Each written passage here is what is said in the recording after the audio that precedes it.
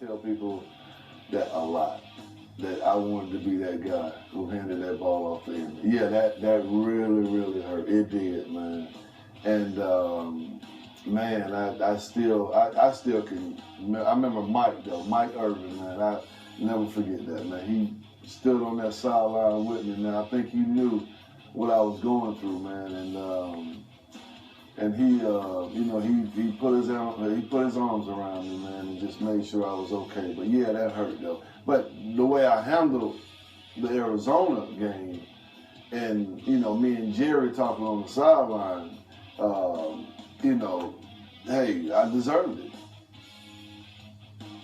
Quincy's shortcomings in the art of decision-making continued through the offseason. A failed test during the summer of 2002 would place Quincy in the league's drug program and hinder his hopes of redemption. Before training camp, it was like a couple weeks out, and I was actually still smoking marijuana, and I knew the test was coming. That was kind of troublesome for me. I would say I was medicating myself, to deal with some of life issues. Hutchinson, handoff, Smith and left guard, 35, 40-yard line. Right on the mark. Move over, sweetness. Make a place for Emmett.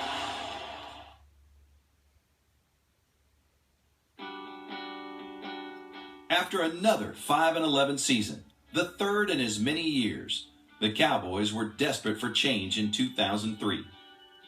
For owner Jerry Jones, the most logical place to start rebuilding was from the top. This team needed a shot in the arm. They needed someone to come in here and change the culture. I mean, 5-11 for 3 straight years. Jerry he needed somebody in here that could just demand respect. That's when the Cowboys really, I think, kind of took it to another level there when Parcells came in. The first order of business for the new regime was the 2003 draft. While Jones and Parcells were preoccupied with personnel in Dallas, Tony Romo was just hoping for a call. But after 7 rounds and 262 selections, he remained unclaimed. It was actually a tough day because you are hoping to get drafted, and when you don't, it's almost disappointing because you got all your family and friends over, and it's for you, and then nothing happens. It's kind of just like the wedding that didn't happen. And so, yeah, it's a tough day, but it ends up being a great one when you look back. And, I ended up getting a call from the Cowboys. 20 teams called, but I think I'd already had it narrowed once it got to about the 6th round, of if it got to that point where I was going to think about it. And then, obviously, they got I Want You. And the teams did. And it was Arizona, Denver, and Dallas. And I really liked Denver because of Coach Shanahan. I thought he was fantastic. I liked their system, all that stuff. But it also came down to who can I beat out? What team can I make? We had to recruit him pretty hard. And Sean and I were the 2 primary recruiters.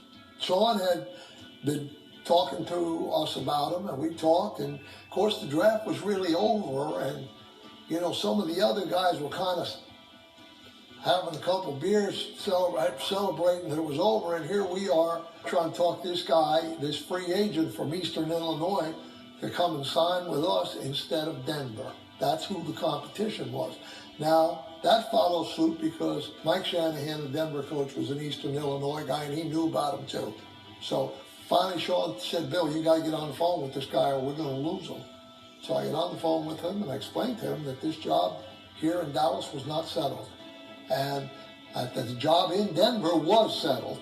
Well, for some reason, even his agent, Tom Condon, laughed at me. He says, I don't know how you talk this guy into taking $10,000 over $25,000 that Denver was offering.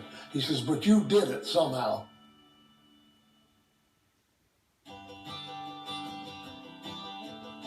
Romo was a Cowboy. And on the way to rookie camp, Tony learned the first lesson of his new career. If you want to be successful, it's not what you know, but who you know.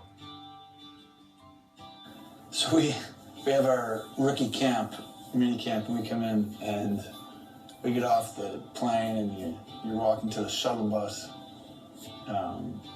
And on the bus, I'm sitting on like the first row or whatever, and this big guy walks in. So there's an assumption he's a football player. You know, we're going to the same little hotel, you know, the Marriott Suites, I believe it was. And Jason walks in, kind of sits right next to me. I was like, hey, you play football? He's like, yeah. You? I was like, yeah. So Jay's thinking at times like, you know, I'm that third-round pick. You should know who I am, you know. And I'm thinking he shouldn't have any idea who I am, you know. But he loves football all the time, and so it was a great match. And so as I'm sitting there talking to Jay, he was just so genuine and nice, and he was a big pick for us during that time, and ended up becoming the best of the best. And so I look back and just see his humble attitude and approach. You know, as I'm talking to him, he didn't come across anyway like he was anything, but we became good friends right then.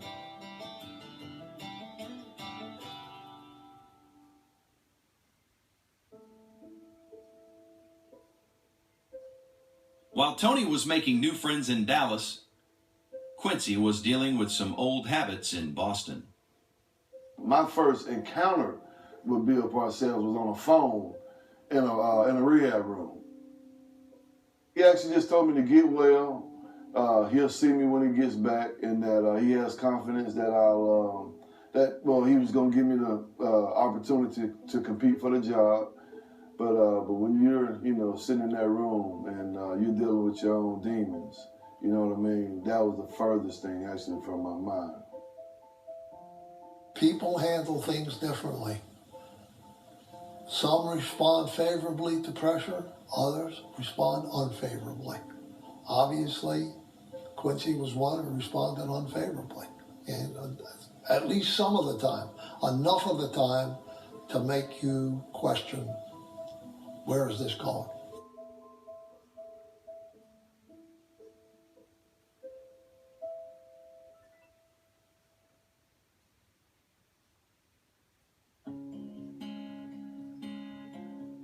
Tony Romo's training camp started right where his college career left off.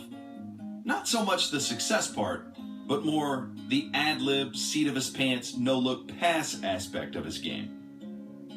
The problem was he was very indiscriminate.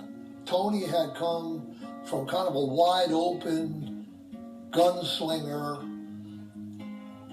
indiscriminate way of playing the game, and now we were trying to integrate him into, I don't want to say conservative system, but, we just didn't want to throw the ball anywhere he felt like it, which is what he basically did in college. He'd do whatever he wanted to, and most of the time he was good enough to get away with it. And for a while in the pros he was good enough to get away with it. But it was just kind of teaching the guy how a pro quarterback is supposed to try to function. He always had some sayings that he used, and one of them was just, he'd always come over and be like, Romo, you're a ball in high grass.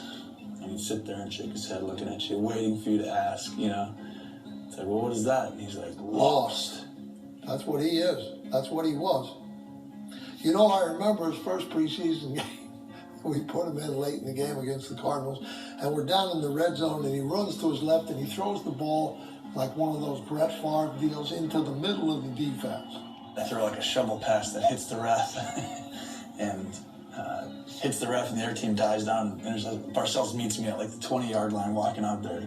I said, you know what? You can have a short career if you keep doing stuff like that. I said, there's no coach in America that's going to like that. And Parcells has a word with the rookie quarterback Romo. Back in a moment. You can do that against Western Illinois.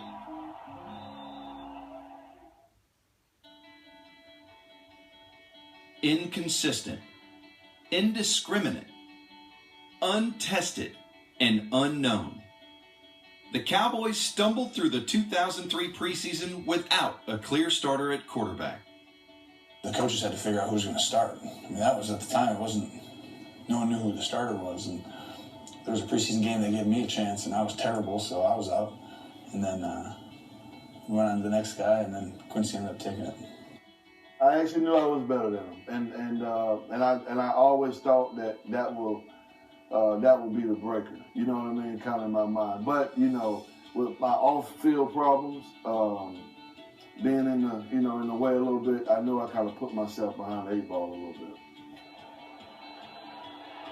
The 2003 season marked a measurable improvement, with Parcells calling the shots and a rejuvenated quarterback in Carter. The Cowboys posted their first winning season in 5 years. But even with the newfound success, there was still a sense that the best answer at quarterback was yet to take the field. I would argue and scream at Romo during the week because of the way he pushed us in practice. I mean, the best look we got was through Tony Romo, by far. Our first team offense, yeah, they had more talent, but the scout team running against Romo was tough because, you know, he would look you off. He knew where the players are going, but he would look you off and pump the ball, and he was playing with passion. He was just having a good time out there. And I remember, you know, during those Wednesdays and Thursdays of practice and sometimes on Fridays in practice, I remember being so frustrated with him because, you know, he'd kill us down the field. He'd make the right throw, make the right read. And I remember telling him, I said, look, man, I don't know what you see out there, and I know you're competing for a job right now, but you are by far the best quarterback on this team right now. It's not even close. And I told Bill Parcells that at the same time, that Romo was the best quarterback. And Parcells just looked at me. He sort of knew. He just felt like he had to take his time with him. Nowadays, you see them get drafted and they get thrown in there to the wolves, and you see what happens to an awful lot of them. I mean, they can't survive it. And I think had we done that with Tony, I don't think he would have survived it.